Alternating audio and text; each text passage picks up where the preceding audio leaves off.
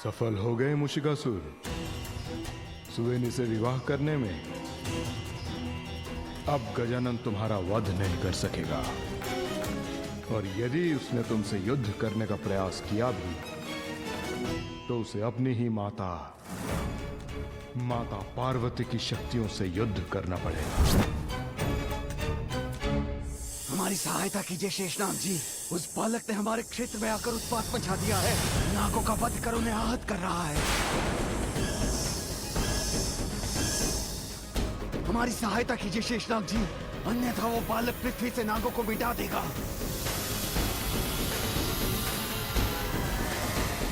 अब मुझसे पराजित होने के बाद ये नाग ऋषि मुनियों को पीड़ा देने का साहस नहीं करेंगे। मैं जाकर उन ऋषियों को बता देता हूँ।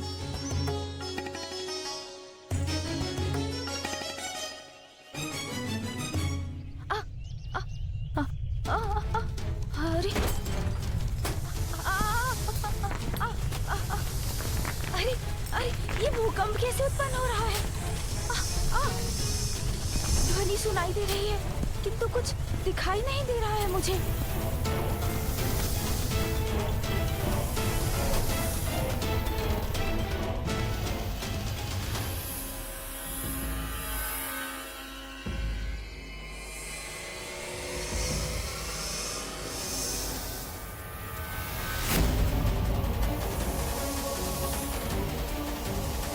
ये तो शेषनाग जी हैं।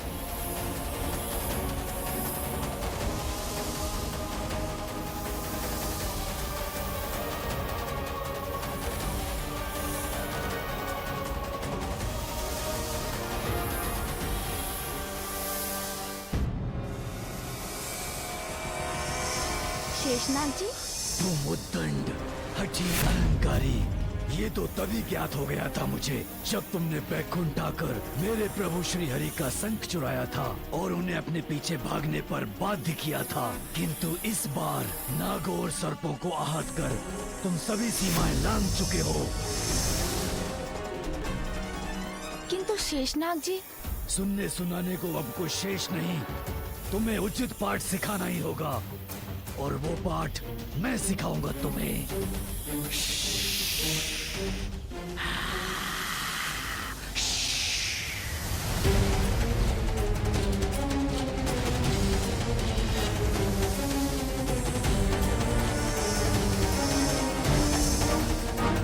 मेरे नागों को हानि पहुंचाने का दंड दूंगा तुम्हें। मेरी क्रोधाग्नि से झुलस जाओगे तुम।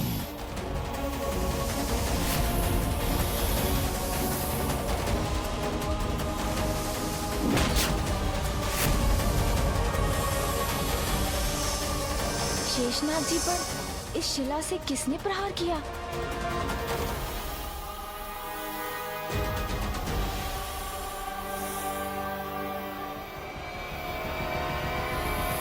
दूर हो जाइए हमारे गजानन से, हटिए पीछे, दूर हो जाइए।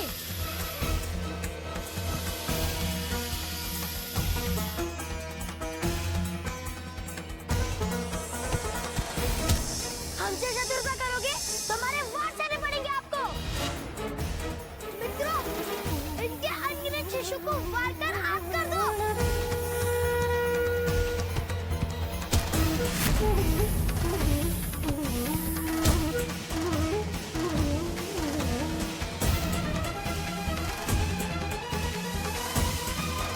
नहीं मित्रों, ऐसा मत करो, रुक जाइए।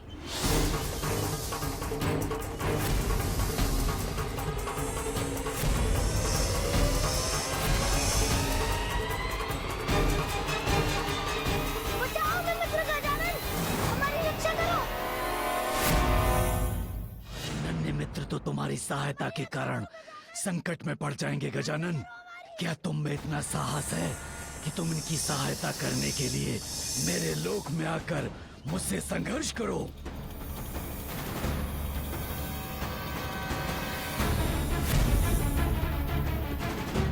हमारी रक्षा कीजिए गजानन, गजानन हमारी रक्षा कीजिए, हमारी रक्षा कीजिए गजानन। छोड़ो, छोड़ो, छोड़ो, छोड़ो, छोड़ो, बचाओ, बचाओ, बचाओ, बचाओ, बचाओ, बचाओ, ये फल आप खा लीजिए। वैसे भी हमारे पास आपको देने के लिए कुछ और नहीं है, किंतु आप ये फल तो खा सकते हैं ना। मुझे अपने लोक ले जाकर शेषनाग जी मुझे फंसाने का प्रयत्न कर रहे हैं, ये ज्ञात है मुझे, किंतु अपने मित्रों को बचाने का और कोई उपाय भी तो नहीं।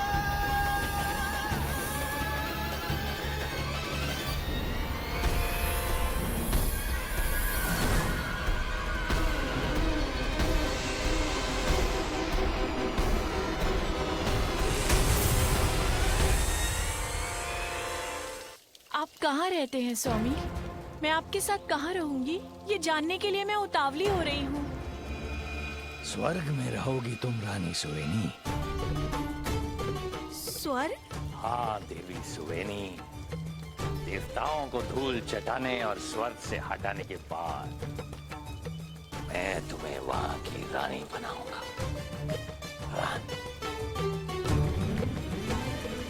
रुकिए स्वामी, हमारे विवाह के पूर्व आपने उचित अनुचित जो भी किया है मुझे ज्ञात नहीं है, किंतु अब जो आप करने जा रहे हैं वो सर्वथा अनुचित है स्वामी। इस विचार को त्याग दीजिए स्वामी। यदि यही आपका स्वभाव है तो मेरे लिए अपनी पत्नी के लिए स्वभाव को परिवर्तित कर लीजिए।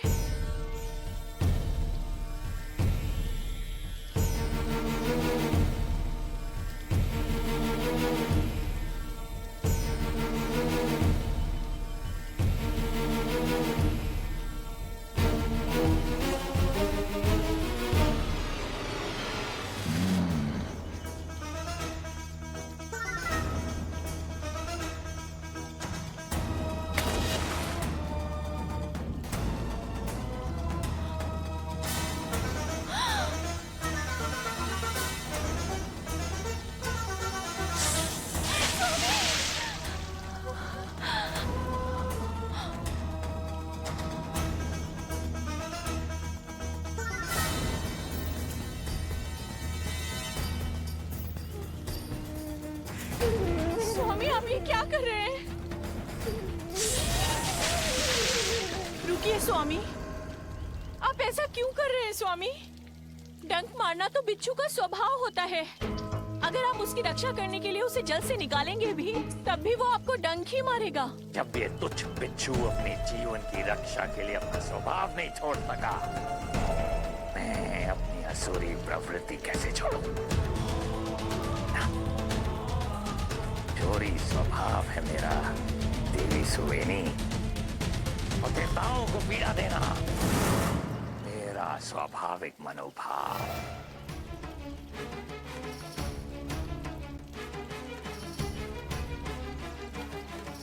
स्वर्ग जा रहा हूं मैं रानी। मेरे आने तक तुम यहाँ मंदिर के पास मेरी प्रतीक्षा करना।